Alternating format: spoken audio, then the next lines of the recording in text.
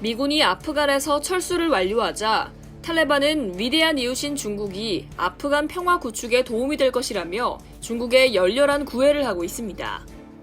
이에 화답이라도 하듯 왕이 중국 외교부장은 전 세계가 탈레반이 아프간의 안정을 되찾을 수 있도록 도와야 한다고 말했는데요.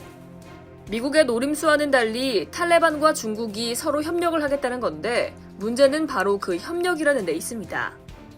영국 BBC는 탈레반이 재집권함에 따라 같은 순위파인 중국 신장위구르 자치구의 독립운동을 도울 것이란 전망이 나오고 있으나 이는 순진한 생각이라고 30일 보도했습니다.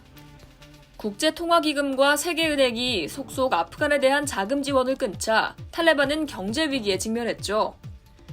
이 같은 상황에서 돈이 나올 곳은 중국밖에 없기 때문에 탈레반은 중국과 협력하려고 애를 쓰고 있는데요.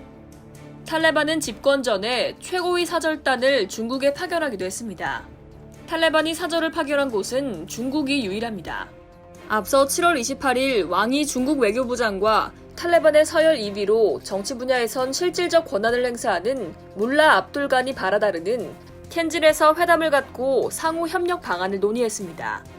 양국은 이 자리에서 상호 내정 간섭을 하지 않으며 경제 협력을 하기로 합의했는데요. 상호 내정 간섭을 안 한다는 건 중국도 탈레반에 간섭하지 않을 테니 탈레반도 신장 위구르 독립 문제에 간섭하지 않는다는 걸 합의했던 거죠. 경제 협력을 하기로 했다는 건 중국이 탈레반에 경제적 지원을 하는 대신 아프간 재건 과정에서 중국이 우선권을 갖는다는 의미라고 전문가들은 말합니다. 이 협의에서 세계가 우려하는 점은 탈레반이 중국을 피해서 아프간으로 도망온 위구르족들을 중국으로 넘길 수도 있다는 겁니다. 이미 아프간에 있는 위구르족들이 탈레반에 의해 인종청소를 당하거나 중국에 넘겨질 것이 두려워 전전긍긍하며 집단 탈출을 모색하고 있다고 BBC는 전했습니다. 현재 아프간에는 약 2,000명의 위구르인이 살고 있는데요. 이들은 중국의 박해를 피해서 신장 위구르 자치구에서 이곳으로 이주한 사람입니다. 이들의 신분증에는 위구르 또는 중국 난민이라고 적혀 있습니다. 중국이 아프간에 직접 개입할 경우 이들은 제1차 표적이 될 것이라는 예측이 나옵니다. 중국이 아프간에 직접 개입하지 않더라도 탈레반이 이들을 중국에 넘길 수도 있는데요. 이미 그런 사례가 수도 없이 많기에 이런 말들이 나오는 겁니다. 중국이 1대1로를 추진하는 과정에서 해당국에 경제적 도움을 주는 대신 해당국은 자국에 있는 위구르족을 중국에 넘겨주는 일이 다반사였는데요. 캐나다의 저명한 위구르 인권운동가 메흐메트 토티는 중국이 중앙아시아 국가들에 막대한 투자를 한 대신 해당 국가는 중국에 위구르인들을 넘겨줬다고 말했습니다.